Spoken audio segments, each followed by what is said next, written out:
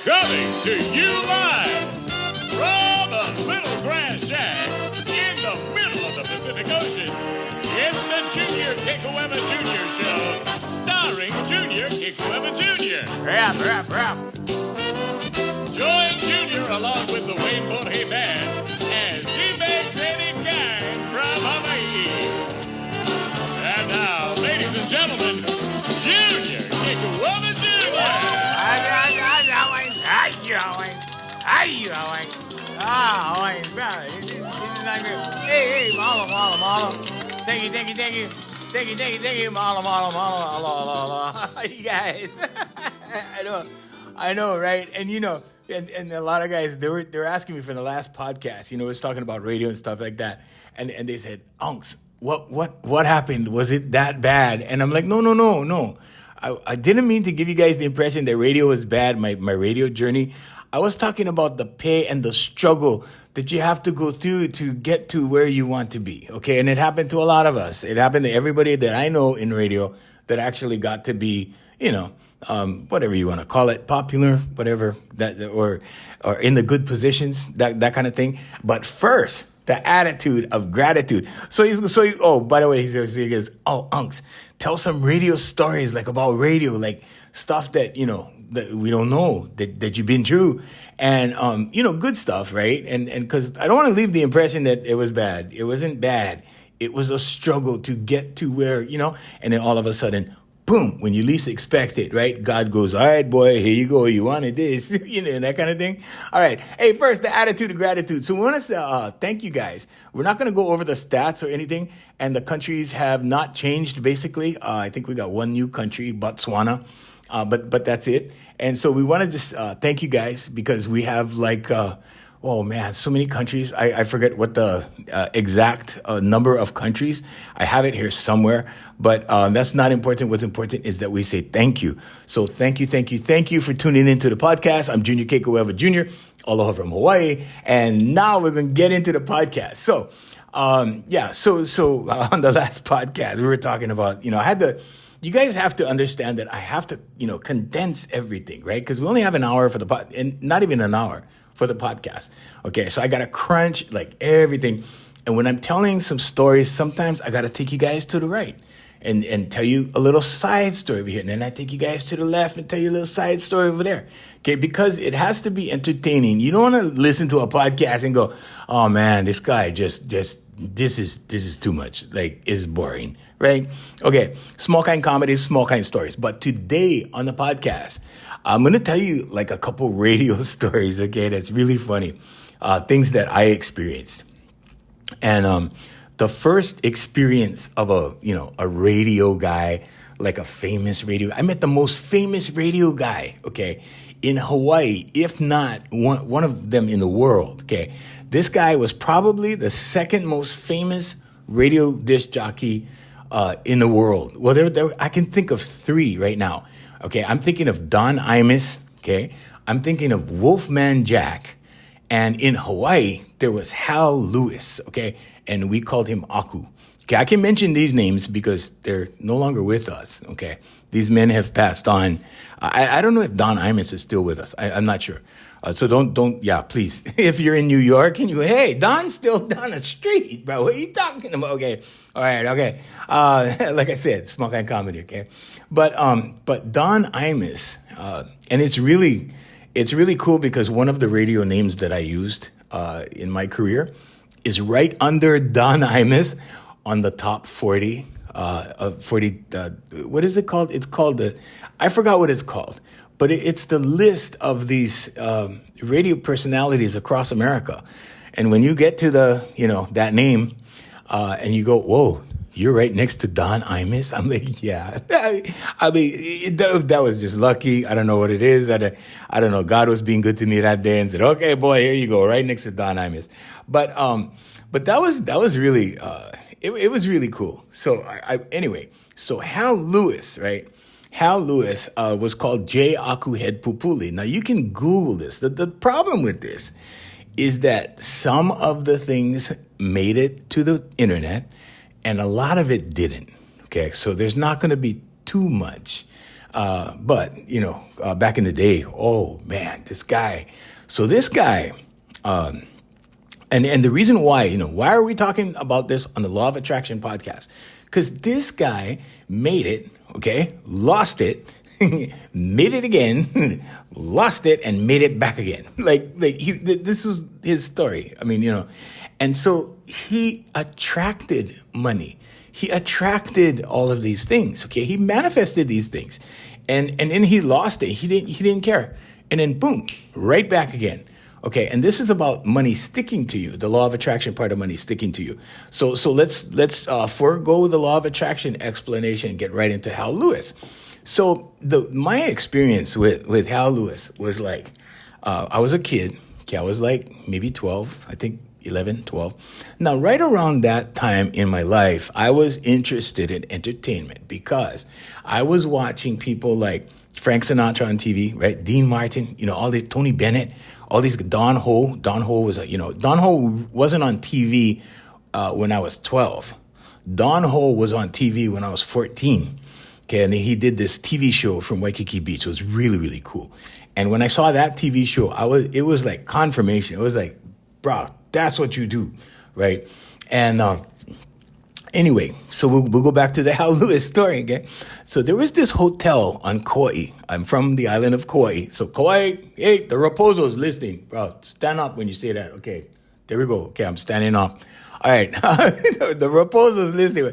Bro, hey, aloha to the Raposos, Uncle Kenny, and then, of course, all his nephews, and those guys are the guys that are listening. So mahalo, you guys. Love you guys. And Frankie Fernandez. I got to mention him one more time on the podcast. There you go, Frankie. Okay, so anyway, right, where I live, right down the road, at the end of the road where I live, because I live up in the back of this hotel called Coco Palms in the old days. Now, Coco Palms was made famous by Elvis Presley, who came down and filmed in the lagoon. So they had this lagoon, and they had canoes, they had a torch lighting ceremony, they had all this stuff, and people from all over the world, and these are rich people, because you had to be rich to stay there. I want to say, hey, not rich, but you had to at least be middle income America kind of person, right? So you had to be middle class to stay there. And so it wasn't the budget hotel, put it that way. And it was really nice. I mean, everything about this hotel was like magic. And it took you back. It took you back like to ancient Polynesia and ancient Hawaii. Like, it was really, really cool in that respect. And that's why people came, because they wanted the experience, right? Like now it would be the Polynesian Cultural Center in Hawaii. And you can Google that if you're, out there somewhere outside of Hawaii. Most of our audience is outside of Hawaii. It would be nice if I could get a real heavy, Hawaii following, but right now it's outside of Hawaii. But anyway, so Coco Palms was like that. And so they would have this torch lighting ceremony in the evening, like right after sunset, when it was getting dark. And everything would stop, and everybody would watch the torch lighters light the torches. And I mean, it was the most amazing thing. And this guy would run down the lagoon with the torches, and, and they think, I'm making sound effects, okay, for going on circle and touching the kerosene. So they had coffee cans with kerosene inside, that guy with the wicks and the torches, and they would light them, and they all right down the lagoon. So Elvis Presley filmed part of Blue Hawaii in there, and I think I don't know if that was the only movie, but they had a lot of movie stars that filmed there. There's another story that I have about Coco Palms that happened when I was 14 that we may or may not put on the podcast. It was, but that's a different movie, different story. But I was involved in a movie set in Coco Palms Hotel. Anyway, we'll leave it there for that part. It's not a podcast, Hawaiians. It's not a podcast. Okay. So anyway, I went down there, right? And because I was across on the beach, right? And I hung out at the beach like from, I want to say, 12 to 17, those years. And so I was so interested in entertainment. And I met so many people down there from entertainment. Bob from Sesame Street, like all these people, right? So I heard, right, that they were filming with this lady, Emma Veary, who is, still going strong as far as I know. And she was filming on this canoe, and there was a harpist, and they were filming for some kind of special that was being produced. And I don't know the details. I forgot, but she was being produced by a lot of people, and of course, her husband was Aku at the time. Okay, at the time. So anyway, so I was curious, right? I was like, oh, I got to see this. I want to see this, right? And so I went into the hotel, and so I snuck in, kind of like, because we used to sneak into the pool. We used to sneak in, we used to, jump in the pool, go swim in the pool. And eventually one of the bellboys would find us, right? They would be walking by the pool, like, hey, what's that brown kid doing in there? Hey, that's one of the kids. And they would come in, hey, what you doing? Get out of here. And they would take us. Sometimes they would walk us, like, all over, just to scare us. They would walk us to the manager, like to the lobby, and threaten to take us to the manager, right? And then at the last minute, they would let us go, right? So, and these guys were not old. These guys were like 19, 20. So, but we were 12, right? And so they would scare the crap out of us like that. And so, but anyway, on this day, I wasn't going pool. I just wanted to see what was going on. So I was walking down the lagoon, and I go, oh, wow, there they are. And there was this camera crew, okay? And they were on a platform. And then there was another camera crew like on the other side, and there was a camera crew in a boat, like I don't know if it was a Boston whaler or whatever. And they were filming. They had cameras mounted, and they were following Emma, who was singing, right? And beautiful lady. And she was singing, and she had a beautiful voice. And the harpist was sitting on the canoe. So this was a double hull canoe, and in the middle was just plyboard platform kind of thing. And they put the thing right there. They mounted the harpist, and they put the harpist right there, and it's huge harp. It was a big symphony harpist, and then so anyway, and there they were filming the special. Okay, now I don't know if this is on YouTube or not. Maybe it made YouTube. A lot of stuff didn't make the digital era. But anyway, I'm walking down the side of the lagoon, right? Because I want to get a better, view of all of this, right?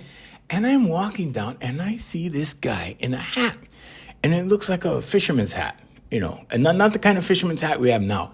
This is the kind that kind of just droops down over your eyes, so you can hardly see, who it is.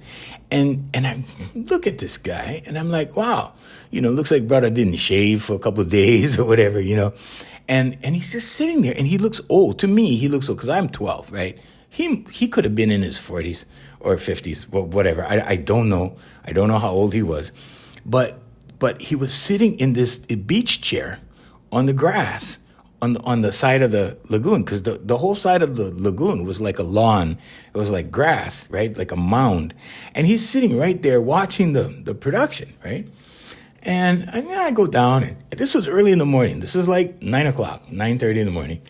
And I'm walking down, and I see him, and I stop, and I look at him again, and I go, hey, wait a minute. This is Aku, right? Okay, I can tell this story because my attorney already cleared it. We talked the story about this. And I go, hey, this is Aku, right? And so I walk down, I see this guy, and I go, whoa, like, wow. And as I get closer, right, he kind of swings over, looks at me, looks back at the thing, right? And he looks back at the production, and I'm watching the production, and I'm looking at him, and I'm looking at the production, and I look back at him, right? And I'm like, I want to talk to this guy. I want to meet this guy, right? I want to meet this guy. This guy, bro, this guy was huge, okay? You have no idea. Everybody listened to this guy in Hawaii, okay? And in a second, I'm going to tell you a follow-up to how powerful this radio station was at the time. So anyway, so I walk up to him, and I go, excuse me, but are you Aku? And he had this gravelly, low voice. And he goes, yeah, kid. He talks like, yeah, kid. That kind of thing. And I said, oh, nice to meet you. And I shook his hand, right? And when he said, yeah, kid, right? And he was on vacation, right? He wasn't working. He was on vacation. When he said, yeah, kid, I was like, whoa, I got hit with this vapor of Smirnoffs or whatever it was, right? I think it was vodka. So it smelled just like vodka. And the reason I know this, The reason I knew it at 12 is my grandfather used to drink vodka. Okay. So I was like, whoa, he smells just like grandpa, that kind of thing. And I was like, whoa, right? Like early in the morning, right? The brother was partying, right?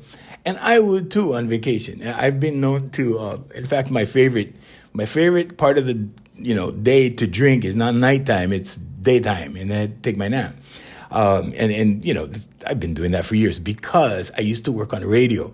So I get up like super early, right? By the time I get done with radio, it was like 10 o'clock in the morning. That was like nighttime for me. And it was time to go to bed, right? So yeah, a glass of wine, whatever, and then go sleep. So I totally, later on in life, I totally felt this guy because I'm like, oh, okay, all right. And he was sitting there and you would think that like he would have been wearing nice clothes but no, this guy was just casual. This guy was like aloha shirt and shorts, and he had these what do you call those slip-on kind of sneakers kind of thing, and this hat, right? And nobody knew it was him. Like he was just sitting there. I happened to go like close enough to go, hey, who's this guy? So I shook the hand of the most famous radio announcer that Hawaii ever had, right? And that was my experience with Aku. So I had this experience, right? And I walked away going, wow, this guy is like, whoa, like he was like super famous. So I watched the rest of the filming and I said goodbye to him, waved goodbye. And he's like, he's like, man, leave me alone. That kind of thing. And I left. And that was my experience, meeting Aku. So let's go down the road a few years. There was this, okay, now I'm not going to mention names. There was this politician that was running for office, and I was 14 years old, and I wrote a jingle for her, okay? Okay, as I go up the years, always, people are alive, and I cannot mention names. All right, so anyway, but this politician, right, and I wrote a jingle for her when I was 14, and she used to come down to the beach, and she used to, hang out and talk to us because she was a young activist. Where I come from, right? And she was a young activist. And I believed in activism when I was young, right? And I think a lot of us do when we're young, right? We're like, yeah, save the turtles, save the lions, save the whatever, save everything, right? Save the planet. And she was all about bike lanes, and she really had a lot to do with a lot of, I want to say, conservation type efforts, okay, on the island that I'm from. And then you have the people that want to build and develop, and then you have anti-development. She was anti-development. And when I was young, I was like, nah, no build nothing. We're like, I'm like this, and I was just a kid. I didn't know anything, right? So I wrote her a jingle. We went to the radio station. They took us to the radio station. And we recorded this, jingle that I wrote, right? And they played it all over the island of Kauai. Okay. And I was like, whoa, that was the biggest head trip for me at 14, like driving around and my mom would be driving, of course, and she'd be driving around and I turned on the radio and there I was, singing the jingle, like, and I'm like, whoa. So it was like a huge head trip for me at 14. And so I've done these key things in my life, like so many things, like you look back and you go, wow, isn't it a coincidence? Like he did all of these key little things keep popping up, in my life, right? But this was my focus. Now, the law of attraction says that you get what you focus on. And ever since like 11 or 12, around that area in life, in my life, I focused on entertainment. So all these things happen. So anyway, while I was at the radio station, the guy said, look, if you ever want to get into radio, and he offered me we briefly mentioned this, but he offered me to come and do my own radio show for 1 hour, right? But this was in a place called LA on Kauai, and it's kind of far away from where I live. And my mom, drove me down, I think 2 or 3 times, and that was it. She goes, no, I have a house to clean, kiddo. And she used to call me kiddo. And so she was busy cleaning house, and I lost my radio show basically. But this guy gave me an hour show, like a 1 hour show. And it was every Saturday. And I think it was from 1 to 2 o'clock, something like that, every Saturday. And I was 14 years old. So I was the youngest disc jockey ever on Kauai at the time, right? After that, I heard high school students go on and, intermediate students go on, and I was like, oh, okay, they broke my record, but whatever. And, but at the time, right, it was a big deal. And it was a big deal for me because, I was like from an island that was like, way, I don't want to say behind Oahu, but it was less westernized than Oahu.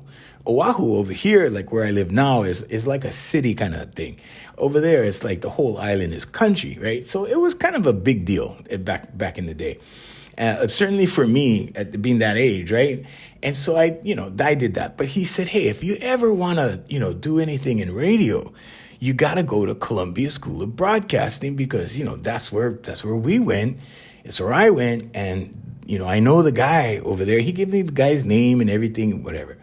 And it wasn't until I was 17 that I left my island. I came here and I went to go and apply at a carpet cleaning company. I can't say the name, but it was a carpet cleaning company and it was at the Control Data Building. That's what it was called.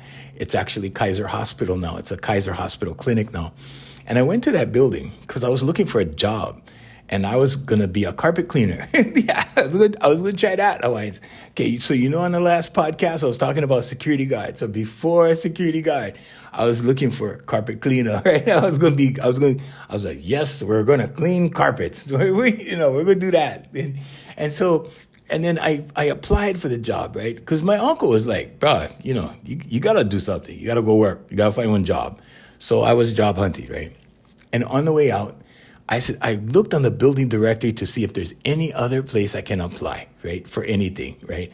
So I was kind of looking like, okay, what got in this building? This, okay, no, I can't do that. I can't, I don't know how to sell insurance. Okay, can I pass? And I'm going down the line, and then I see, I get to the C's, right, and it's Columbia School of Broadcasting, and I go, oh, and I started thinking about, and I put it together on the spot.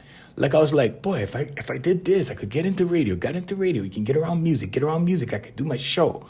So my mind, my ADHD, okay, combined presentation brain, okay, because I have both types of ADHD. And I do a lot of thinking really fast sometimes, okay? And I put it all together. I'm like, oh, this is logical right there. Go radio, and then boom, boom, boom, boom, and then pretty soon you can do your Waikiki show, all right? Right? Wrong. Okay, that didn't happen for like years. Like, whoa, Hawaiians, the journey was so long. I went the roundabout way, but what a journey, okay? I had to go the long way around. Some people, they just go right up to the record company and knock on the door, right? And they get in. I mean, but I thought, no, if I go over here, so I was planning strategically. I laid this out.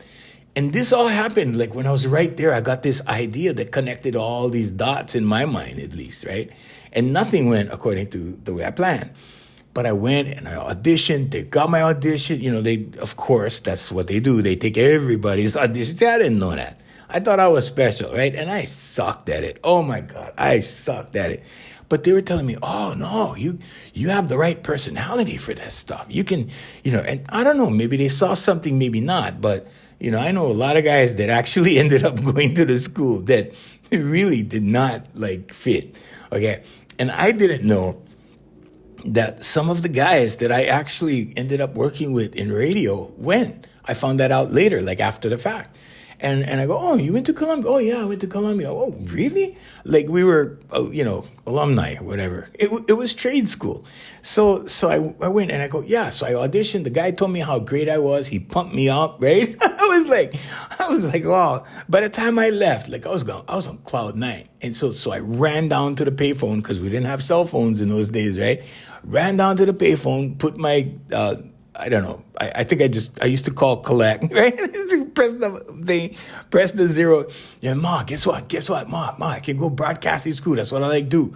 And my mom is like, are you sure you want to do this? Because, you see, my mom took me to karate, right? That's not a podcast, Hawaiians, but I'm going to tell you what happened with karate one day. That's a trip. But she enrolled me in that. She took me to baseball. She all this stuff to try, right? And I always quit, right? So my mom is like, okay, are you sure you're going to stick with this? Or, oh yeah, mom, I got this ready.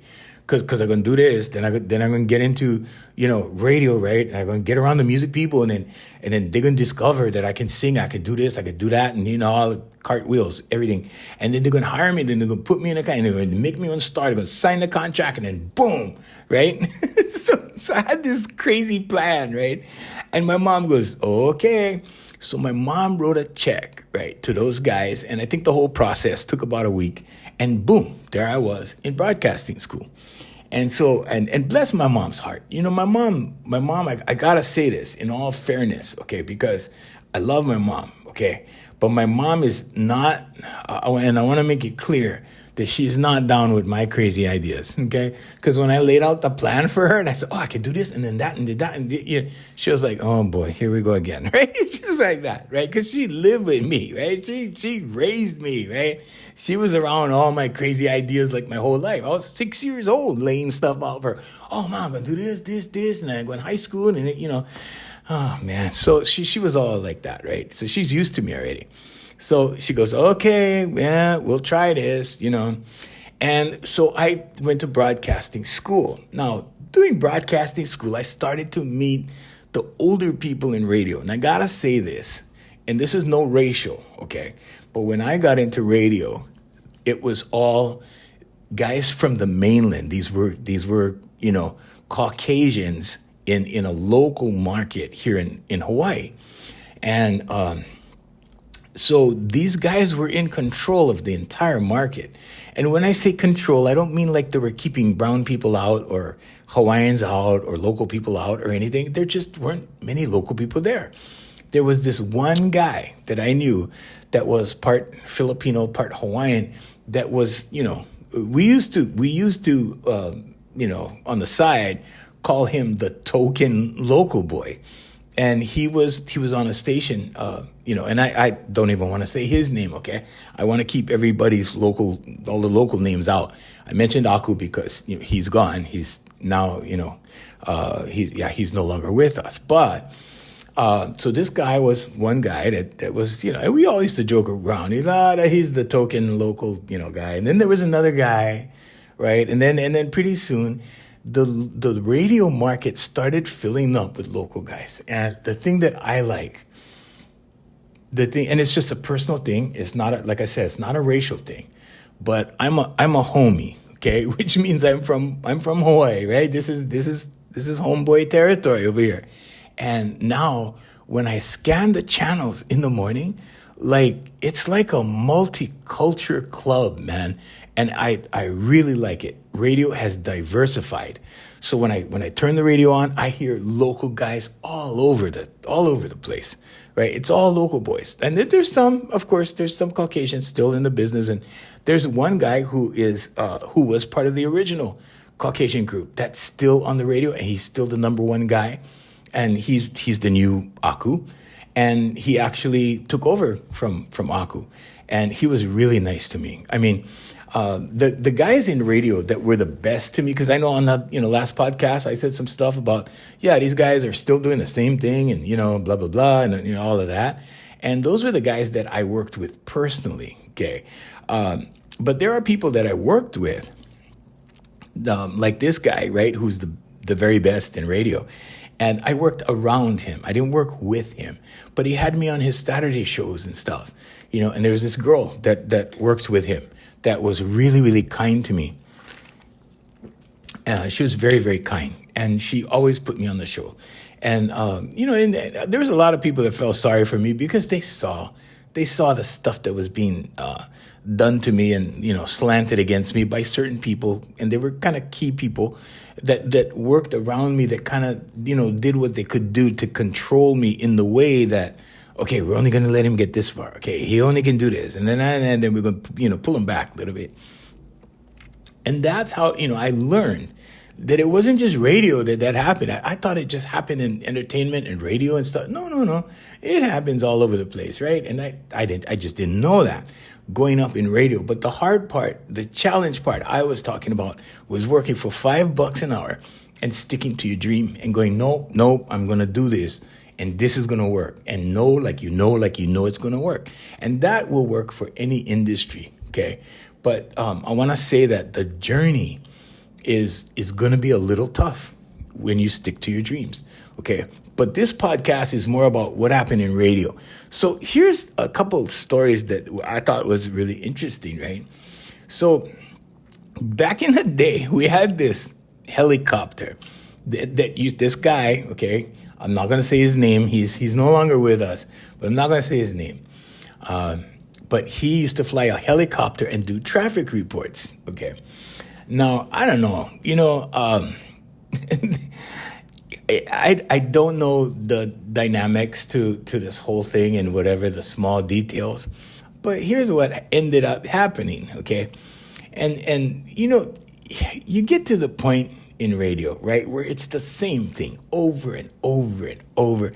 And I'm the kind of guy, right, because I'm so ADHD, right, I got to do different stuff. And that's why, like I told you on the last podcast, in my mind, right, like when they said, oh, you can do anything you want in life. And I'm like, oh, okay, let's do this, that, because I want to do all this stuff, right? So in radio, like you do that one thing and you do it over and over and over and over and over. And then one day you retire, okay? So this guy flew a helicopter. And from what I understand, I don't know if it's true or not, he was a Vietnam pilot or something in Vietnam, like ex-military pilot. And then he came and he was doing these traffic reports, right? And he was really popular. Okay, they made him like he was the man. When I was growing up, he was already doing it. When I was in high school, he was already doing it. When I got here to get into radio, right, he was still going. And I want to say it was like, I was well into radio, like I want to say like 10 years when he left, maybe 10 to 15, maybe, 15 maybe. And then he left, he retired, he left radio. And they kind of phased out the helicopter and then they brought in the airplane with somebody else.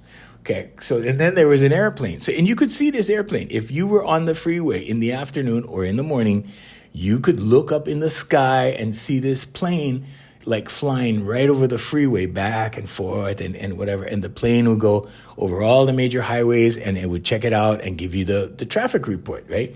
And so this station was like the number one station.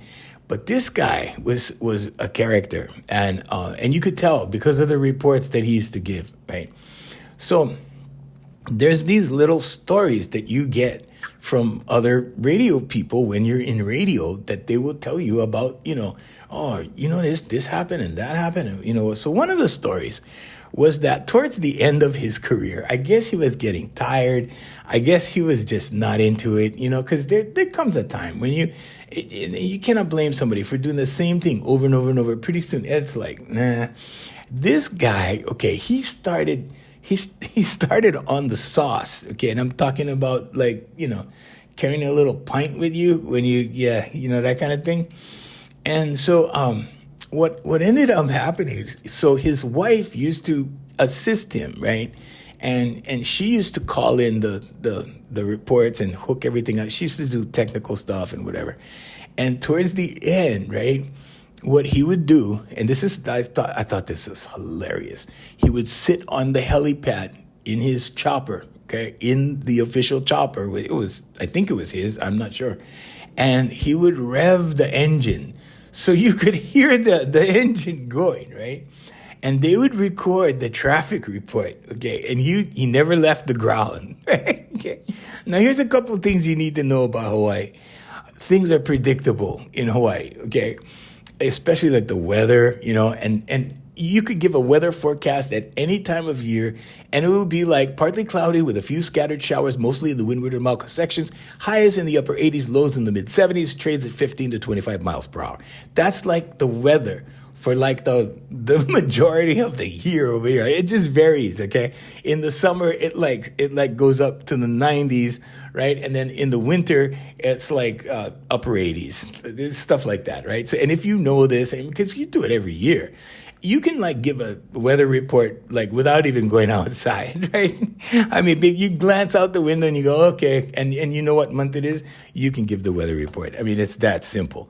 And so this guy, right, he can do traffic because that's what he does every day, right? So he's giving like these general traffic reports, okay? And he is like hitting the bottle, right? He's hitting the pint. And from what I hear from the old timers, he used to keep it in his flight jacket. So I'm not here to say that he was drinking while flying, like he was flying under the influence. I will not say that. I will not go on record as saying that. But the story I heard, okay, was not about that. It was about he got so tired of, going through the whole thing that he would sit on the helipad and gun the engine. And then, and I don't know if he was like drinking. I don't, maybe. But some people said, yeah, he was having problems with alcohol at that time. And yeah, he was doing that. Allegedly, that's what happened, okay? So allegedly, he was gunning the helicopter, right? Giving his reports without even leaving the ground, right? And the contract was huge. I mean, the contract paid him good money. I mean, he was making good money and everything. And so anyway, but that was one of the stories that I had in radio. And I thought that was hilarious. And I'm like, what? He did what? And I go, wow, that's kind of like genius if you don't want to work, right? Like he set it up so the actual helicopter became the sound effects, and his wife was recording everything, and then boom, I thought it was hilarious. But here's where I learned the power of radio. So when I was engaged to this girl, and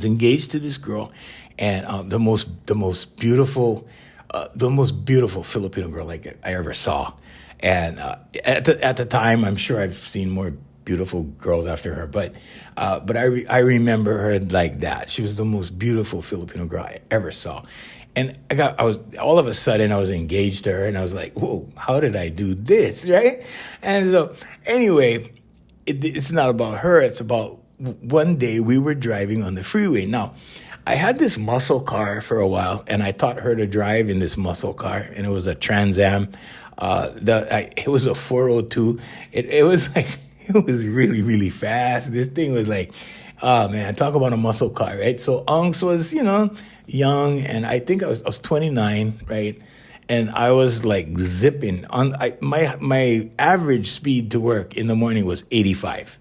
I'm not kidding. I used to work, kind of far away, right? And 85 to work, 85 back, 85 work, 85 back.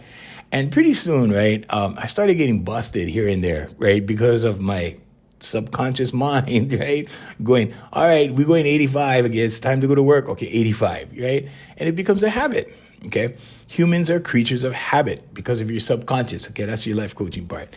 Now, so what happened was we were driving. I ended up getting this $400 Toyota, okay? And I often talk about it like, I started my company, my voice school on the road, going door to door in a $400 Toyota.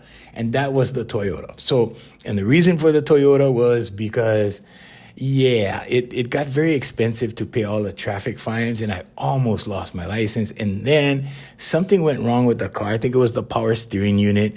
And it was going to be real pricey, and it was going to put me out for a while. So I said, I just junked the car. And I don't know. I don't know why I did that. But I said, just junk the car. Because all of this stuff, the pressure of losing your license and all that stuff was like on my mind. And, and then I was in my late 20s, right? And I was like, okay, just junk it. And so I junked my car. I just junked it.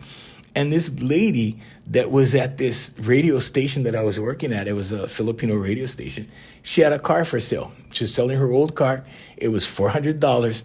And we named the car after her. So, I'm not going to say her name, but we named the car after her. And this $400 Toyota was a blessing to me. It allowed me to save my license. Top speed was 50 on the freeway. Okay, 50, top speed. Like, you were floorboarding the thing like, to the max. Like, it was like 50. That's all you could go. And that saved my license, like, saved everything. Okay, so now here we are on the freeway in this $400 Toyota, which only had AM radio. So I'm listening to the AM version of this station that was the number one station in town. Okay, and this is the power of radio. Okay, that I saw it from my own eyes. Right now, they had this new guy who took over for the guy who was gunning the helicopter. Okay, and this guy was in a Cessna. It was a small plane, and they were doing traffic reports. And he was a very well-known guy in over here in Hawaii. And so they would fly back, and you look up and you see the plane over the freeway. And so one day we're driving down the freeway, and there's an ambulance coming up, from the back, and I couldn't even see it, right? But we're listening to this guy. We're listening to that radio station. It's the only station we could, one of the only AM stations that was worth listening to, right? And so we have it on that station, and we're cruising, and we're, on the way home on the freeway. And the freeway is busy, and this is rush hour. This is afternoon drive, okay, what they call afternoon drive in radio. And so this was like, that kind of time. It was crowded, and the freeway's packed, right?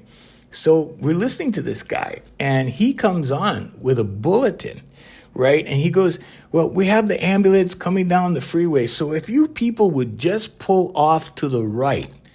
Okay, now this is the power of radio, right? And how many listeners they had. And the entire freeway, with the exception of maybe a handful of cars, maybe 8 to 10 cars, the entire, so their ratings were number one in the market, okay, in Hawaii. And I saw, it was like Moses parting the Red Sea, when you see the movie, it was like that. And this wave of cars, all in front of me, starts all moving to the right. And all he said was, so if you guys could move to the right, right? And he knew how many people were listening, right? They know. And everybody kind of go, and I look in my rearview mirror, and I'm going, son of a gun, here comes the ambulance. And the ambulance was coming up way in the back, right? And everybody had cleared the path already, okay? Now, this stuff doesn't exist in today's world, but that was the power of radio. And radio was powerful. We had an expression in radio, and the expression was, when you hear about it, it's news. When you read about it, it's history. So radio always competed with the newspapers, right? And with radio, you got the news right away. Now the new radio is social media, right? You get the news right away. Like we get videos out of the Middle East, wherever it is, and we get things right away, and you see it right away. So a lot of times, okay, and this is we're going to drift back into the life coaching part right here, Hawaiians, okay? So a lot of times you think that things are so bad. You think that things are so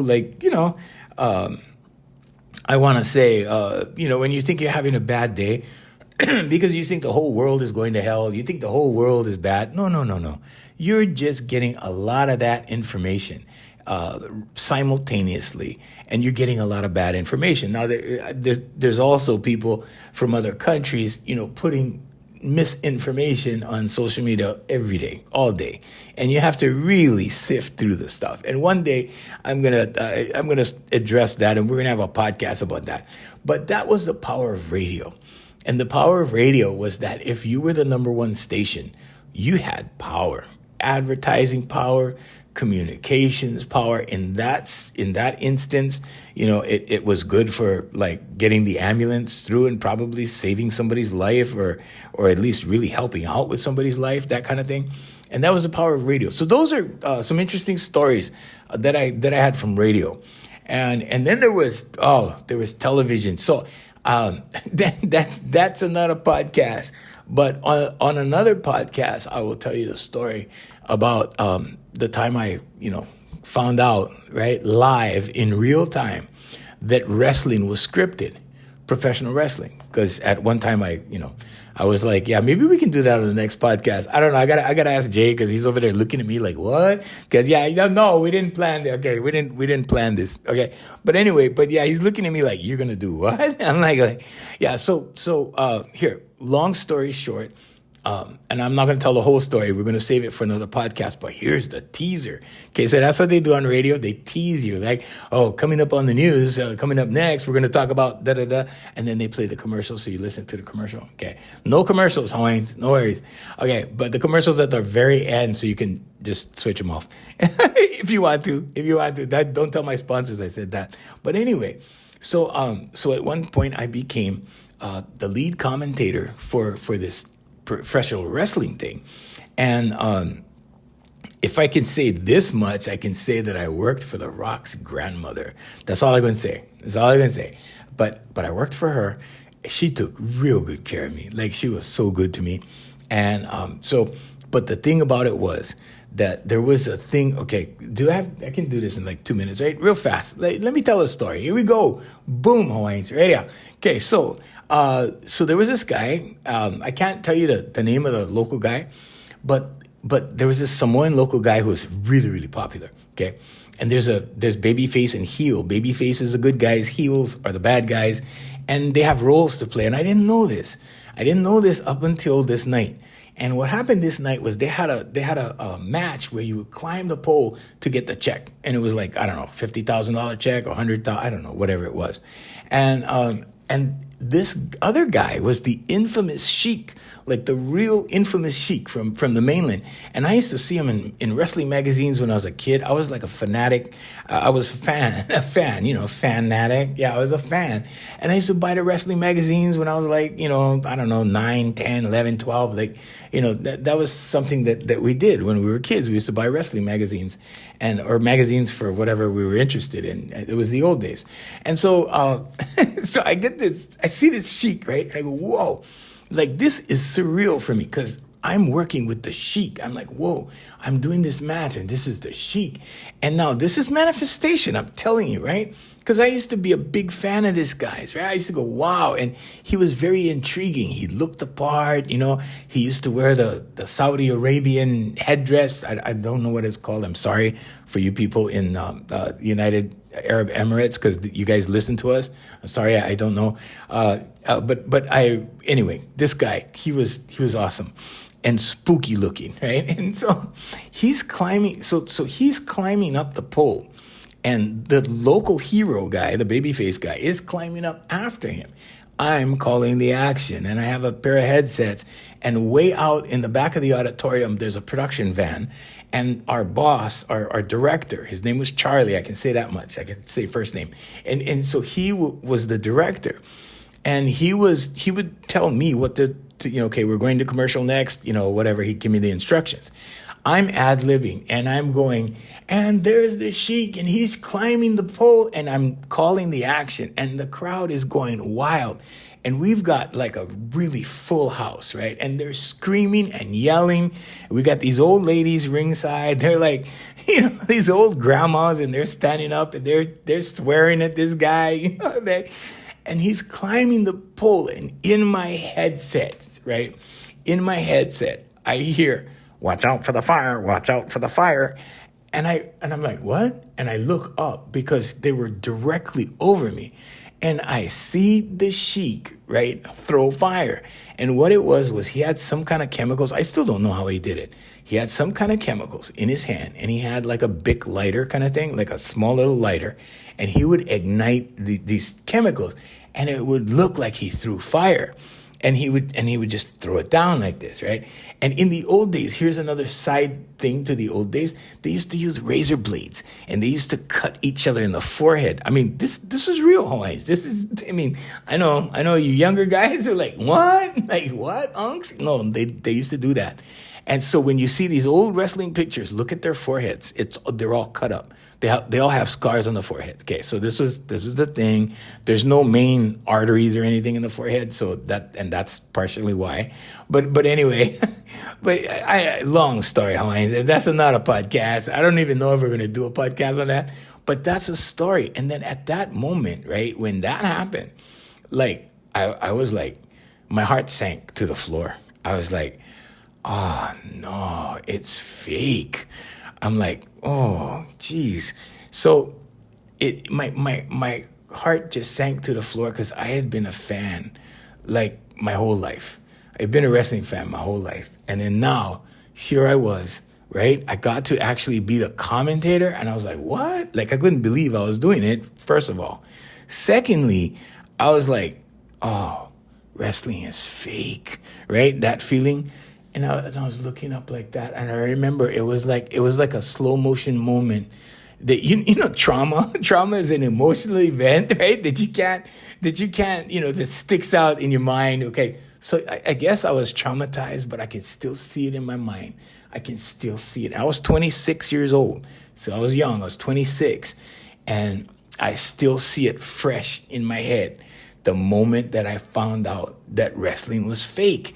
And my heart sank to my toes, and I wasn't afraid of the fire. I wasn't afraid of anything.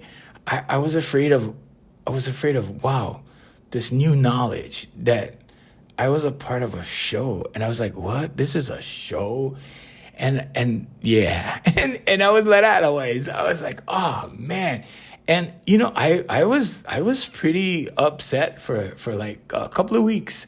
I was upset for a couple of weeks, because I was like, oh man, you mean the whole time I was buying magazines when I was a kid? You mean the whole time that I followed these guys, and so in the old days, that's how people had followers, right? Magazines.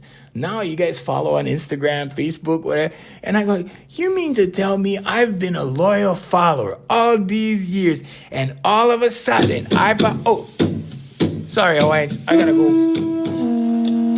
But yeah. Oh, man. Hawaiian.